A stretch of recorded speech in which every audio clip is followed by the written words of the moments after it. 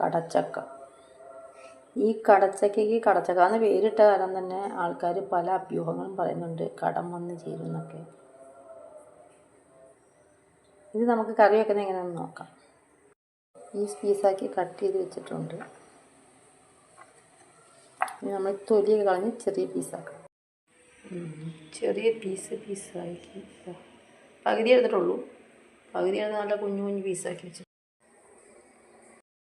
കഴുകി വെച്ചേക്കുന്ന കുക്കറിനകത്തോട്ട് കുഞ്ഞു കുഞ്ഞായി അരിഞ്ഞു വെച്ച കടച്ചക്ക ആദ്യം ഇട്ട് കൊടുക്കുക. ഇതിനകത്തോട്ട് അരിഞ്ഞു വെച്ച തക്കാളി, പിന്നെ സവാള, പച്ചമുളക് എല്ലാം ഇട്ട് കൊടുക്കുക. പാകത്തിന് വെള്ളം ഒഴിച്ച്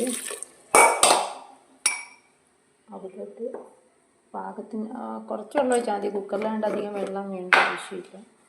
ഇതിനകത്ത് പാകത്തിന് ഉപ്പ് ചേർത്ത് കുറച്ച് മഞ്ഞൾപ്പൊടി,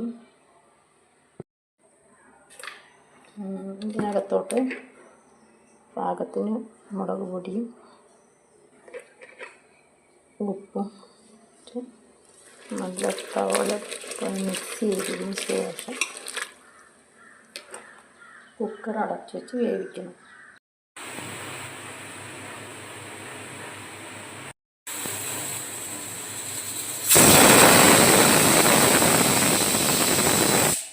വേവിച്ച് വെച്ചേക്കുന്ന കടച്ചക്ക കറിയിലോട്ട് തേങ്ങ വറുത്തരച്ചത് ചേർക്കുക. നല്ല വൃത്തിയിൽ കഴിയും. അങ്ങനെ നമ്മൾ പോലെ ഇളക്കുക. തേങ്ങ ചേർത്ത് ഇളക്കുകയാണ്. വെന്തിട്ടുണ്ട് നല്ല വൃത്തിക്ക്.